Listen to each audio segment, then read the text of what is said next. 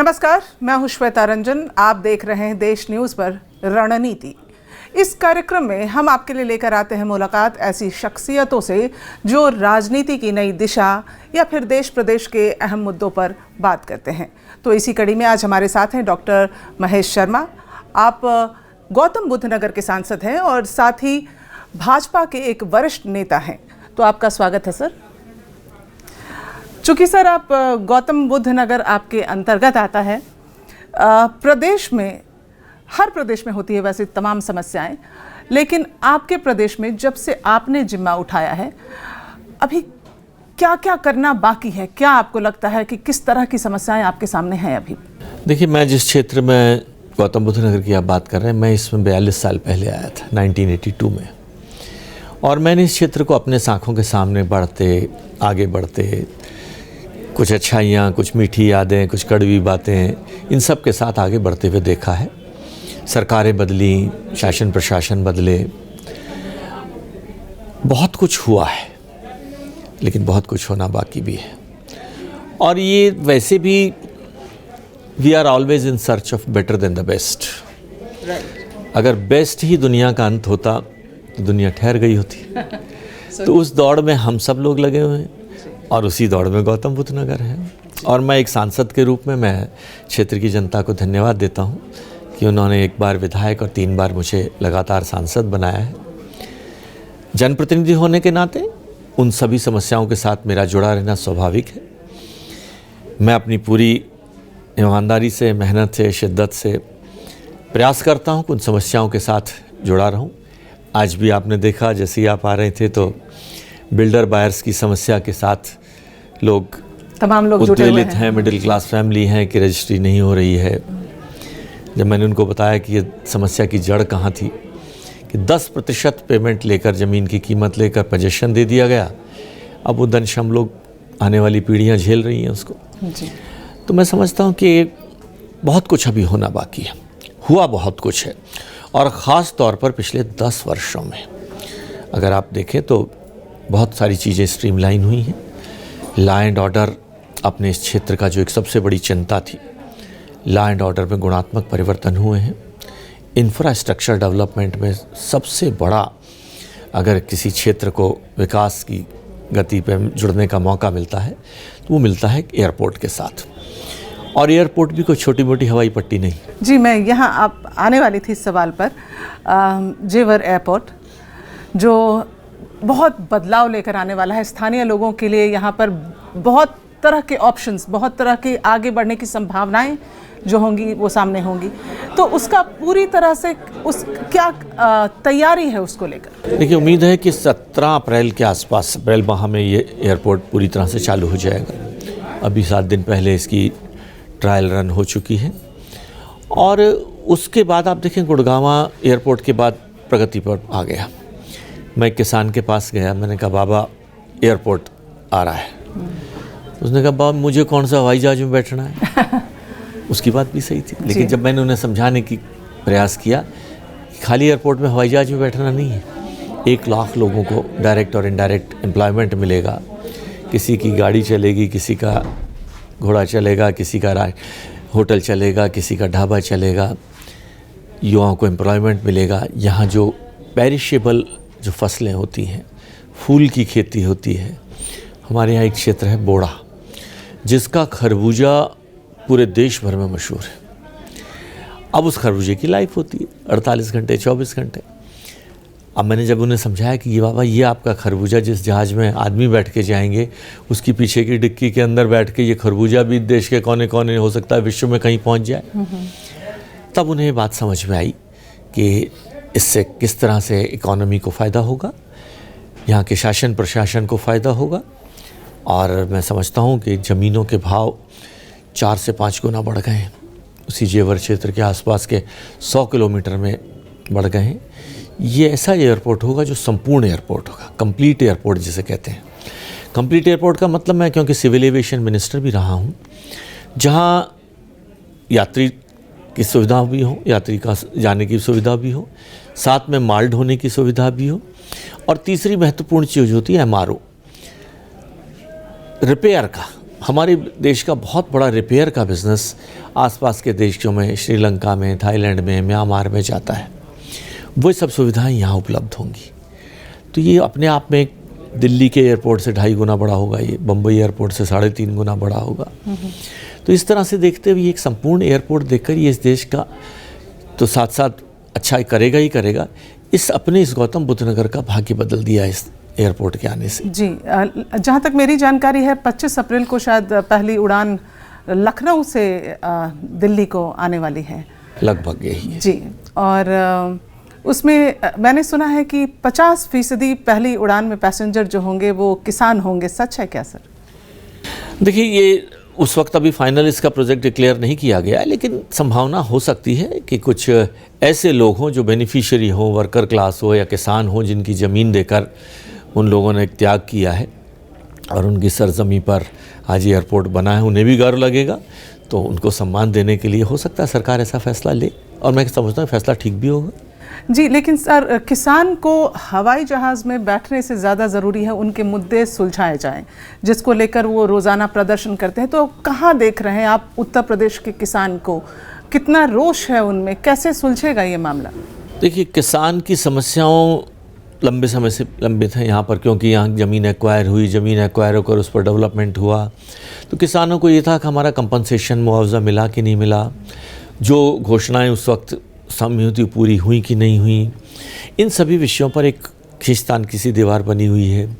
कोर्टों ने कुछ ऑर्डर दिए कि यहाँ 10% डेवलप्ड भूमि उनको वापस की जाए, 64.7% कंपनसेशन दिया जाए।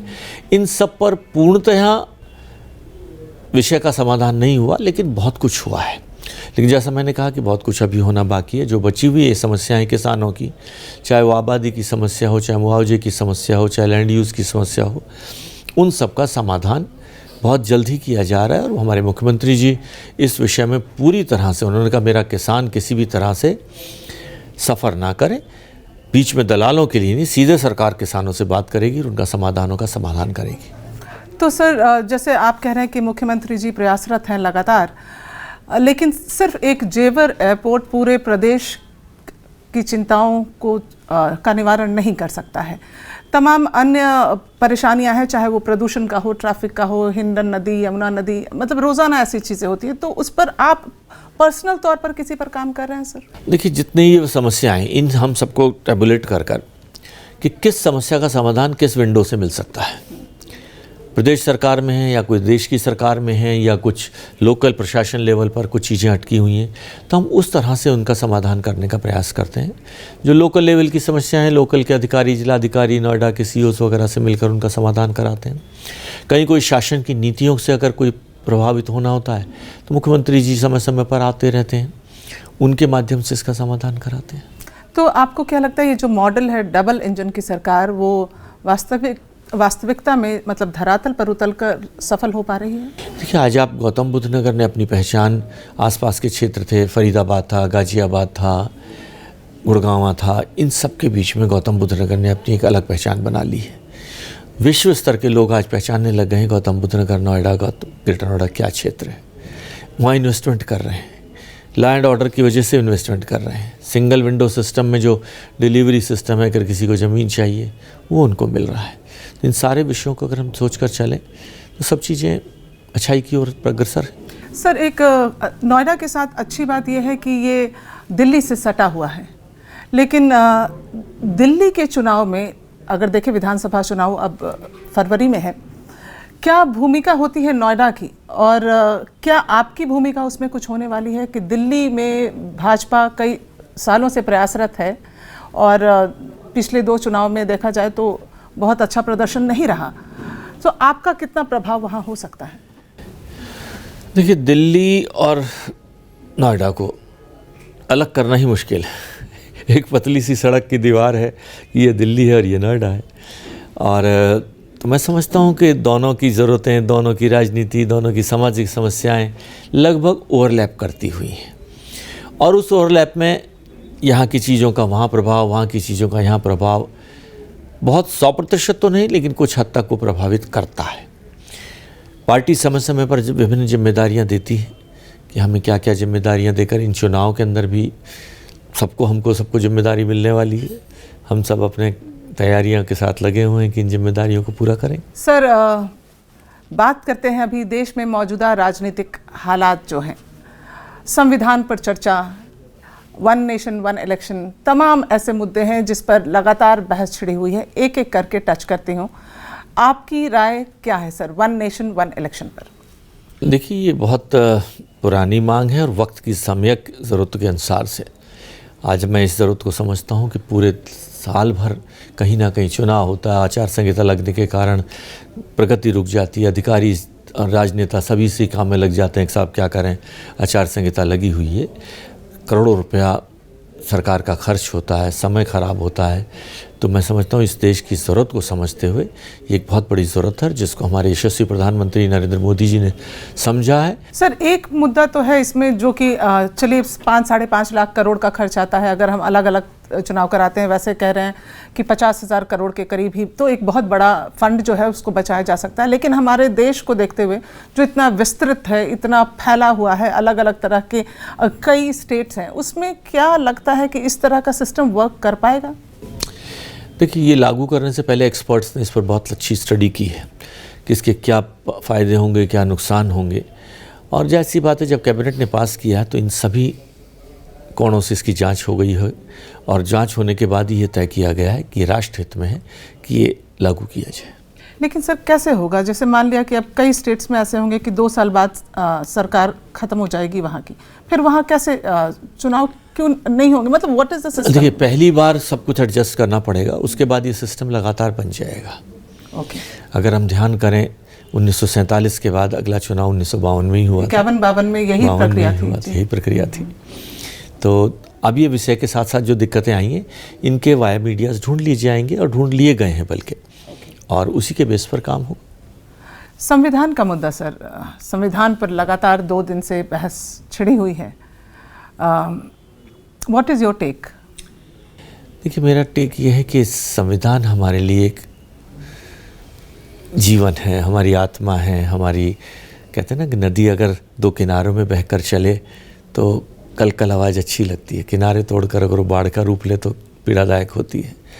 जब हम देशवासी, राजनेता, सभी लोग जब संविधान की सीमा रेखा में बढ़कर हम चलते हैं तो देश आगे बढ़ रहा है।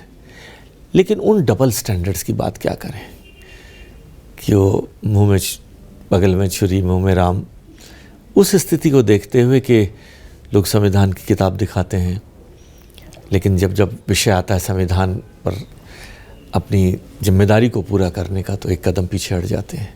ऐसी घटनाएं कल के माननीय प्रधानमंत्री जी ने भी कही और अन्य वक्ताओं ने भी कही कि ये उचित नहीं है। संविधान को इन टोटलिटी हमें उसे एक्सेप्ट करना चाहिए, अंगीकार करना चाहिए। देश की जनता ने उसे अंगीकार किया है, उसका सम्मान किया जाना चाहिए।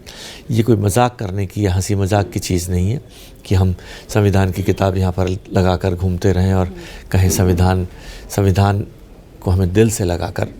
लेकिन यही संविधान सर, हमें उसके प्रियम्बल में लिखा है कि हिंदुस्तान जो है वो एक सेक्युलर कंट्री है, लेकिन कहीं ना कहीं सेक्युलरिज्म ख़त्म हो रहा है सर। अगर हम हिंदू वोट बैंक को अगर एकजुट कर रहे हैं, ध्रुवीकरण हो रहा है, तो कहीं ऐसा लगता है कि एक खतरा सा है। देखिए, किसी ने मजाक में कहा था कि अगर हम गै से गधा कहें तो ठीक है और गै से गणेश कहें तो हम नॉन सेक्युलर हो गए।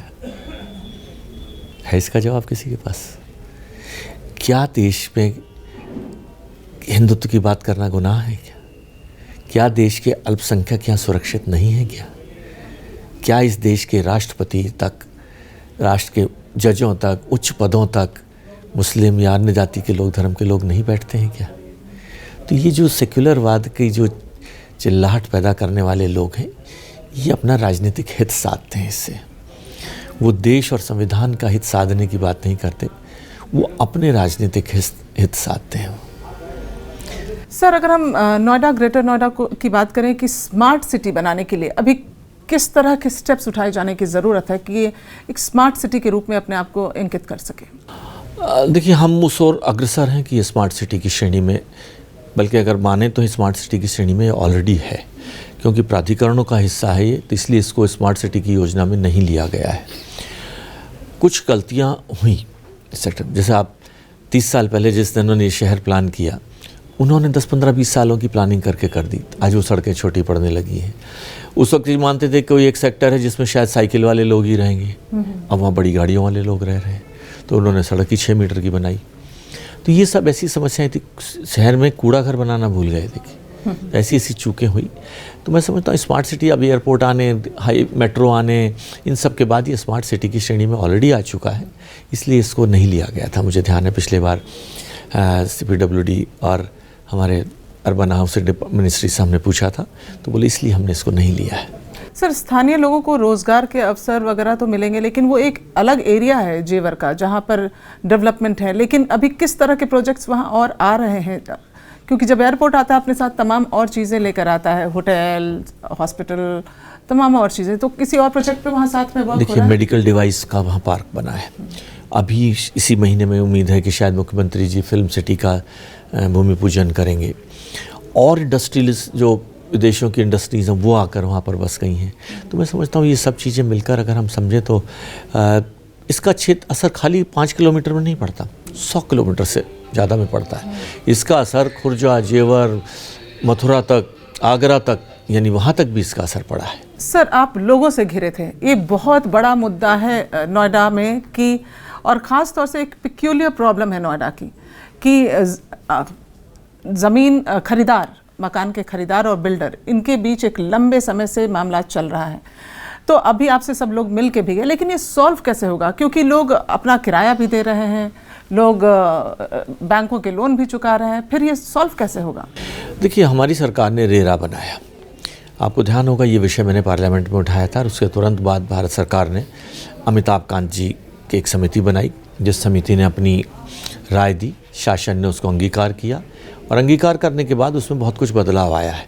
काफ़ी लोगों की यहाँ रजिस्ट्रियाँ हो भी गई हैं, लेकिन तकनीकी समस्या ये है कि कुछ बिल्डर इसमें थोड़ी शैतानी कर रहे हैं, जो वो 25% राशि जो तय हुई है पे करने की, वो भी नहीं दे रहे हैं।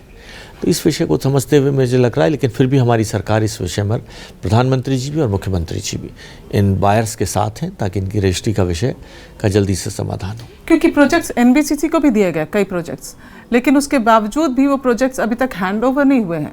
इसको भी कई 3-4 साल तो हो गए मुझे, जहाँ तक मेरा अंदाज़ा है।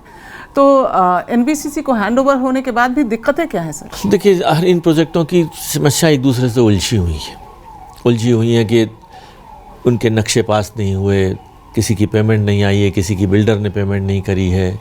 NBCC एक सिंगल विंडो सिस्टम नहीं हो सकता सभी समस्याओं के समाधान का।